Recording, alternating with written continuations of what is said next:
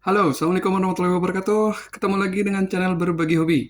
Di video kali ini, gue akan memberikan first impression gue soal sepatu rilisan dari Ortus 8, yaitu Hyperblast Evo. Sebagai informasi, sepatu ini gue beli sendiri. Terus juga, sepatu ini adalah sepatu kedua yang pernah gue coba dari seri Hyperblast. Jadi sebelumnya gue udah pernah coba sepatu Hyperblast yang seri awal-awal atau seri pertama. Jadi yang setelah itu gue nggak sempet coba, terus langsung coba di Hyperblast Evo. Untuk beratnya, menurut timbangan gue ini ada perbedaan ya sama seri Hyperblast yang pertama. Jadi kalau menurut timbangan gue ini lebih berat dari seri yang pertama. Ini beratnya sekitar gitu ya. Sedangkan untuk yang sebelumnya itu beratnya sekitar, gua nggak tahu nama beratnya di mana, cuma perkiraan gua mungkin ada di bagian-bagian uppernya nih. Kalau perkiraan gua gitu ya. Jadi kita langsung ke bagian uppernya aja.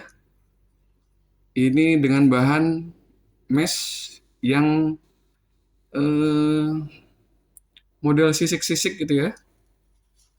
Di bagian uppernya terus diberikan garis melengkung ini glow in the dark.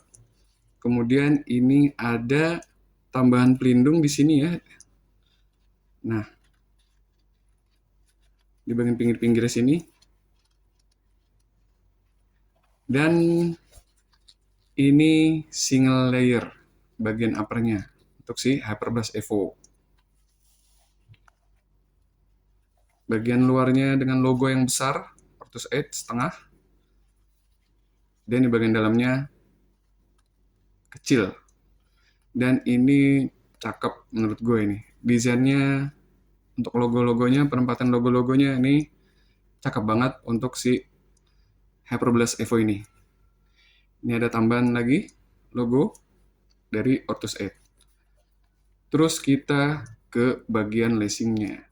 Untuk lacingnya talinya tipis ya, dan keset menurut gue nggak licin. Mirip sama seri-seri awal dari Hyperblast. Untuk detailnya seperti ini, bagian lubang-lubang dari tali sepatu Hyperblast Evo. Jadi ini bahan uppernya ditiban lagi ya, kayak plastik, biar lebih kuat sampai sini dan keliling sampai sini. Nah, jadi selain di plastik ini, dia ditiban lagi bahan yang warna biru ini supaya lebih kuat lagi gitu ya. Di dalamnya sebenarnya udah cukup bagus.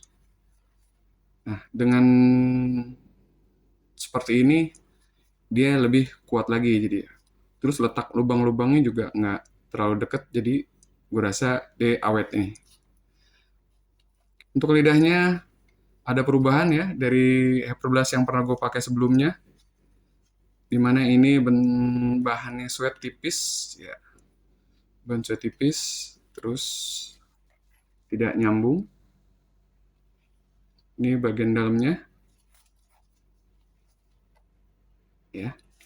Untuk bagian kolarnya pad tebel yang cenderung agak semi rata sih ya, nggak terlalu nonjol banget. Cuma tetap ada perbedaan di bagian atas dan di bagian bawah. Untuk wheel counternya masih bisa ditekuk ya. Untuk fleksibilitasnya bisa dilihat sendiri seperti ini.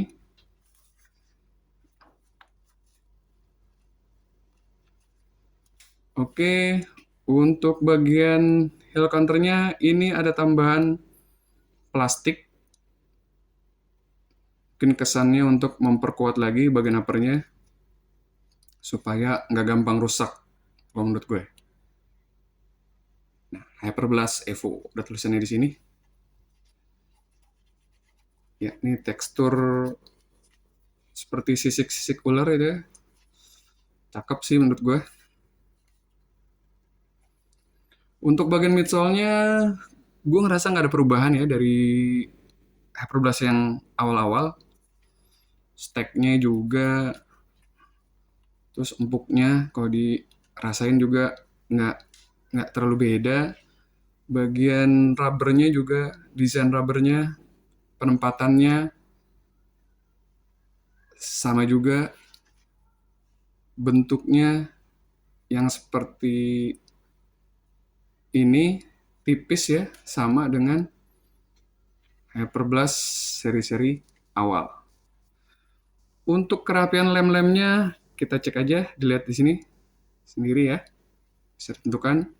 Untuk bagian sini-sininya sih gue bilang rapi ya.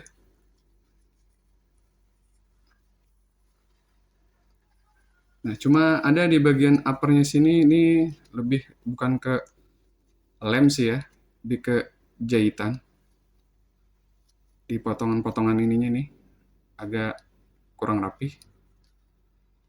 Cuma nggak masalah sih ya menurut gue ini. Dari segi lem-lemannya, kalau menurut gue sih rapi.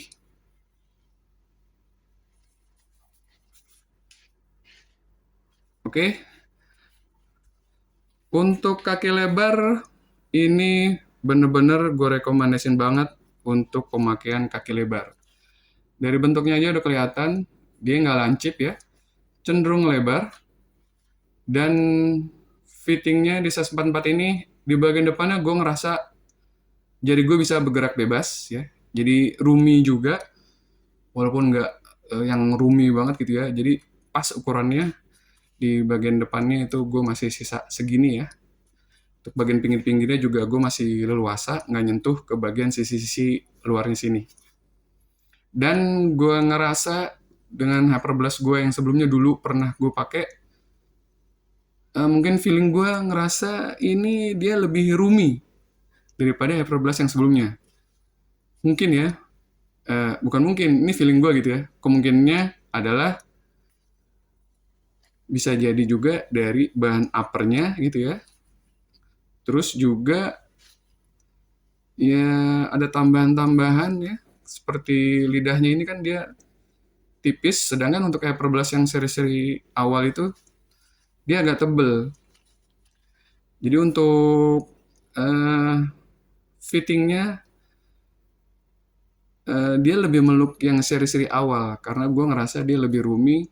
Terus di sini juga bagian tangannya sini nggak terlalu meluk banget sampai ke bagian heelnya juga, tapi secara ngeloknya nggak terlalu bermasalah sih menurut gue, masih fine-fine aja dan masih aman pada saat gue pakai lari.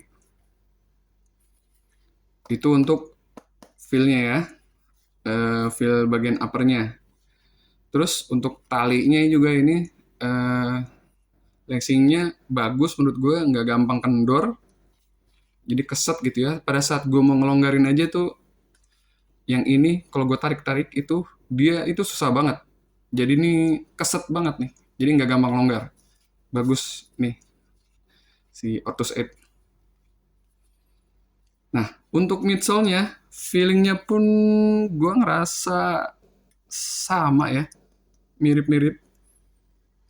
Mirip banget sih menurut gue dengan Hyperblast yang model lama.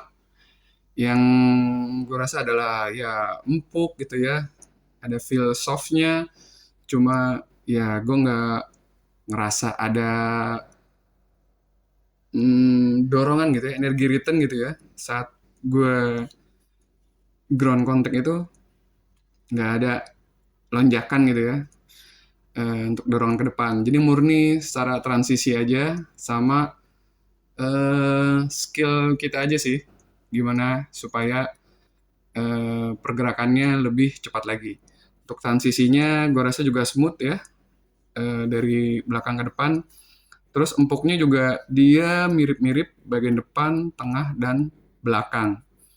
Jadi nggak terlalu ada perbedaan jauh soal keempukannya di setiap bagian midsole-nya. Untuk bagian rubbernya ini ya gue nggak terlalu banyak berharap sih ya soal yang katanya nggak awet gitu ya. Walaupun kalau gue liat nih lem-lemannya rapi sih.